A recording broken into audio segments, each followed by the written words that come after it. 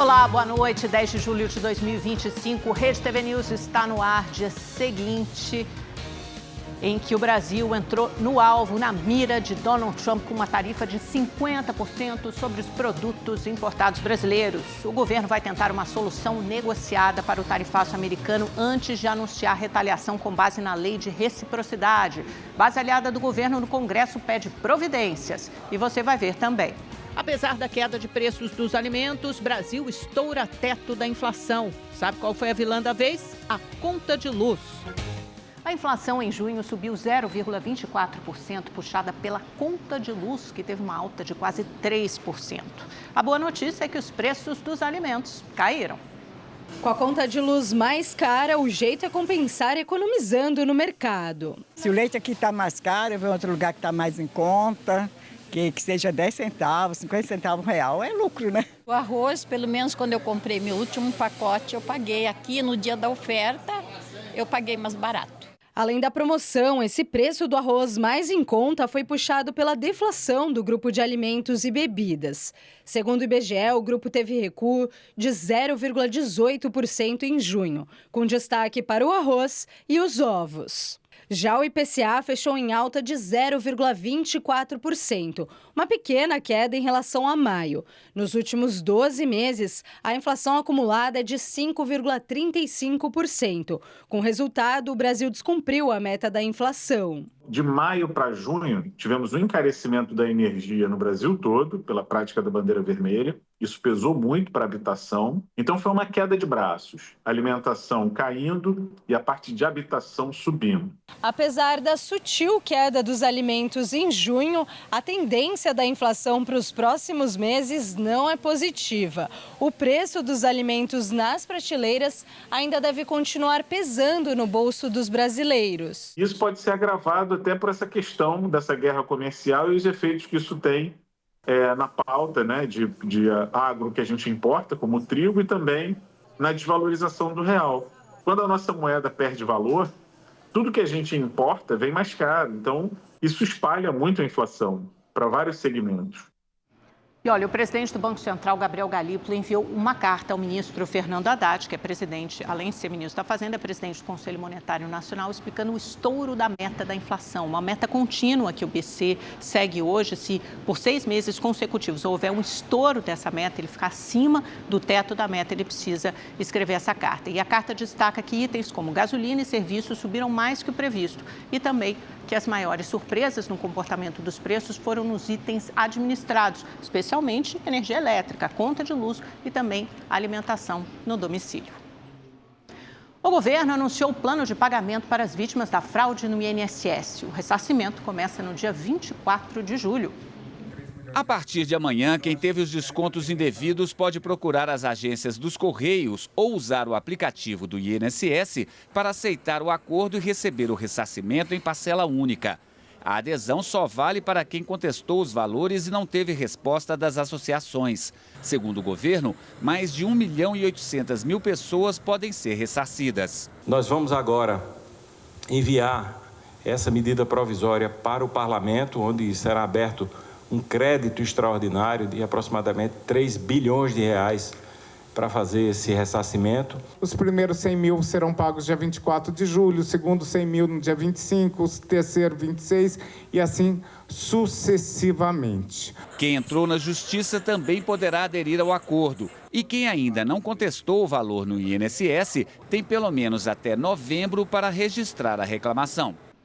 De volta agora sim com o assunto mais palpitante do dia, o presidente Lula anunciou a criação de um grupo de trabalho com integrantes do governo e empresários para avaliar uma resposta ao tarifaço contra o Brasil anunciado ontem pelo presidente dos Estados Unidos, o Trump, um tarifaço de 50%, o mais alto até agora.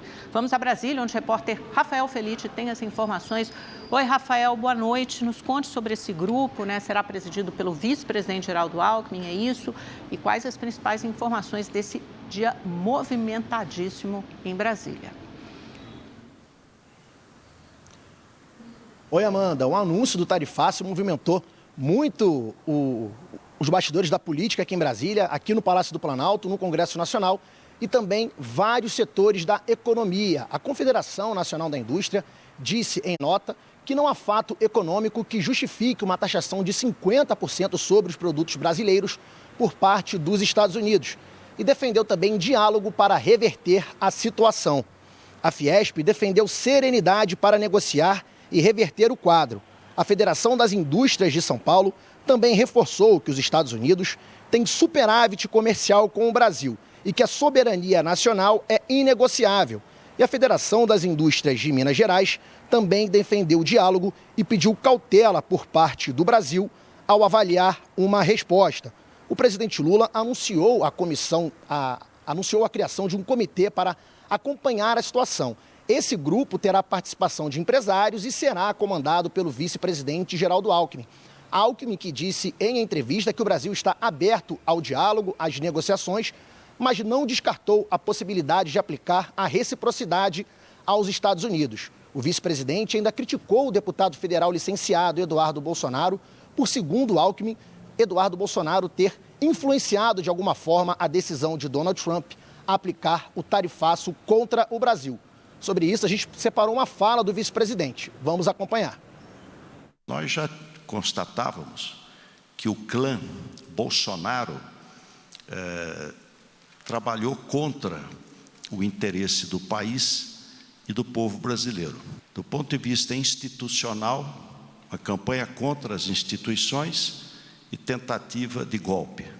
Agora a gente vê que esse clã, mesmo fora do governo, continua trabalhando contra o interesse brasileiro e contra o povo brasileiro. Antes era um atentado à democracia, agora é um atentado à economia. Também, no fim da tarde, os presidentes da Câmara, Hugo Mota, e do Senado, Davi Alcolumbre, publicaram uma nota conjunta sobre o caso. A resposta dos líderes do Congresso aconteceu 24 horas depois do anúncio de Trump sobre o tarifaço. O documento diz que o país deve responder à taxação com diálogo nos campos diplomático e comercial. Mota e Alcolumbre lembraram ainda que o Congresso aprovou a lei da reciprocidade econômica para permitir que o Brasil proteja a sua soberania em casos como esse, em casos aí de retaliações unilaterais. Outros parlamentares também reagiram ao tarifaço. Sobre isso, nós preparamos uma reportagem. Vamos acompanhar. O assunto foi um dos temas na reunião de líderes partidários na Câmara. Partidos de esquerda criticaram o PL por apoiar o tarifaço e assinaram um documento pedindo uma comissão geral com parlamentares, representantes do Executivo, da indústria e da agricultura para discutir o assunto. Aqui para nós não é o debate direita e esquerda mais. É o debate de defesa do país. Não é retaliação econômica apenas. É uma chantagem. É um ataque a uma instituição brasileira. É um ataque ao Brasil. O líder do PT também pediu a cassação do mandato do deputado licenciado Eduardo Bolsonaro por defender o tarifaço. Nas redes sociais, o filho do ex-presidente agradeceu a Donald Trump pela medida. O Partido Liberal tem buscado atribuir ao governo a responsabilidade pelo tarifaço. Em sessão na Câmara, o deputado Nicolas Ferreira fazia um discurso nesse sentido, quando foi interrompido por governistas. Senhor presidente, eu vou esperar o senhor tomar uma medida para poder continuar. Peço à Polícia Legislativa possa garantir a ordem no plenário. O governador de São Paulo também tentou responsabilizar o governo e hoje foi criticado pelo ministro da Fazenda, Fernando Haddad. Que está prejudicando o principal estado do país, justamente o estado de São Paulo. É o suco de laranja de São Paulo, são os aviões produzidos pela Embraer, que é uma conquista histórica da tecnologia brasileira. E eu penso que, para responder a pergunta sobre o governador errou muito. Porque ou bem uma pessoa é candidata a presidente, ou é candidata a vassalo. A gente precisa, obviamente, sentar na mesa, deixar de lado as questões ideológicas, deixar de lado as questões políticas. Isso não é bom para ninguém, não é bom nem para o Brasil, nem para o americano, porque vamos lembrar que vários produtos brasileiros são importantes para empresas americanas, eles não têm substitutos compatíveis à altura, então a gente precisa também, eles também precisam resolver essa equação, e aí é hora de afastar a questão política de lado. Em manifestação nas redes sociais, o presidente Lula afirmou que usará a lei da reciprocidade caso a taxa de 50% sobre os produtos brasileiros seja mantida. Mesmo assim, o governo não descarta as negociações e numa reunião hoje, Lula escalou o vice-presidente Geraldo Alckmin para buscar o diálogo. Além dele, os ministros Fernando Haddad da Fazenda e Mauro Vieira das Relações Exteriores também foram escolhidos para a negociação. O grupo de trabalho que vai ser formado sob a condução do vice-presidente Geraldo Alckmin vai analisar a lei de reciprocidade e todos os instrumentos que estão à disposição do governo brasileiro para levar ao presidente da República, mas nós esperamos que até lá esse tipo de atitude seja repensado pelas vias diplomáticas e pela desistência dos setores de extrema-direita do Brasil em atacar a soberania nacional. Bom, vamos dar uma olhada em como reagiu o mercado financeiro, né? Porque bolsa e dólar ontem estavam bastante estressados, eu trouxe aqui para vocês, e hoje esse movimento continuou. O dólar subiu 0,72%, fechou aos R$ 5,54, embora tenha se afastado da máxima do dia. Ele chegou a subir a 5,62, depois recuou um pouco, ou seja, não é um movimento de pânico ainda, embora seja de desvalorização do real. E o índice Bovespa caiu 0,54 também. Não foi um movimento de calamidade, mas caiu sim, pesou muito a Embraer, que é uma empresa de aviação grande, gigante brasileira, que exporta muito para os Estados Unidos e também tem fábrica lá, caiu quase 4%. Uma operação da Polícia Militar na comunidade de Paraisópolis, zona sul de São Paulo, soma um morto e vários feridos, além de armas apreendidas. Houve confrontos entre policiais e moradores. 3 suspeitos foram detidos. Carros atacados, lojas e casas depredadas nas imediações. Muitas ruas estão fechadas. Os manifestantes atearam fogo em veículos e objetos. De acordo com a PM, a ação foi desencadeada após denúncias sobre a presença de armamento pesado, incluindo fuzis, na região. Ônibus também foram atacados e os motoristas e passageiros obrigados a descer dos ônibus. Segundo a Secretaria de Segurança Pública, a operação continua em andamento. Além do efetivo local, policiais de outros batalhões foram acionados para reforçar a segurança.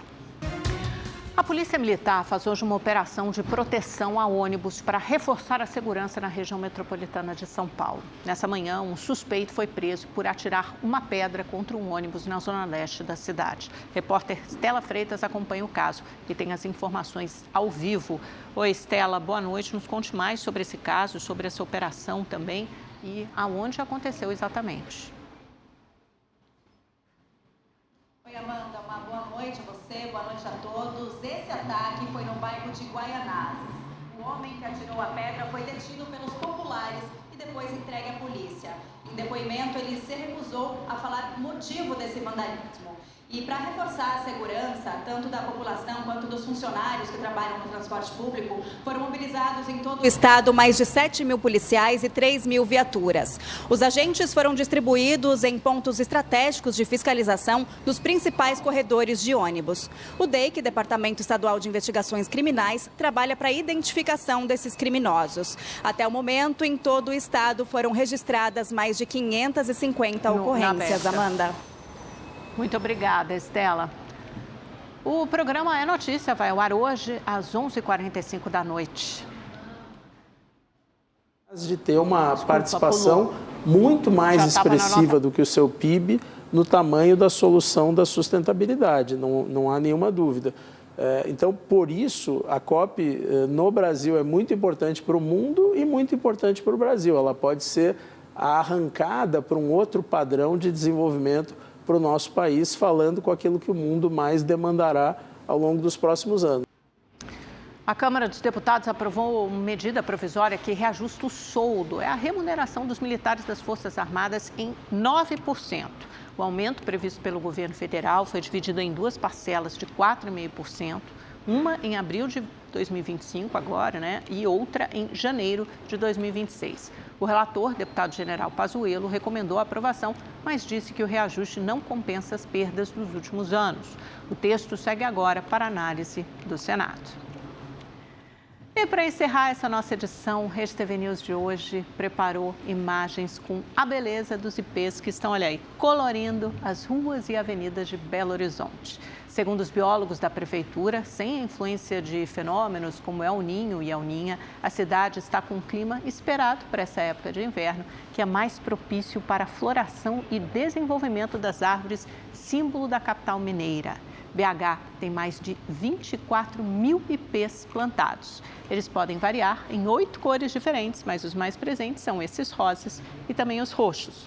Um respiro visual, né, gente, que tem encantado turistas e moradores de BH, também a nossa audiência. Espero que a gente termine nesse tom, nesse bom tom, depois de tantas notícias negativas com esse tarifaço do Donald Trump. Mas é isso, pessoal, chegando na reta final da semana. Sexta-feira tem mais, 7h55 da noite. Eu espero você depois do Brasil do Povo, de José Luiz da Atena. Então, Rede TV News fica por aqui. Uma ótima noite. Até amanhã.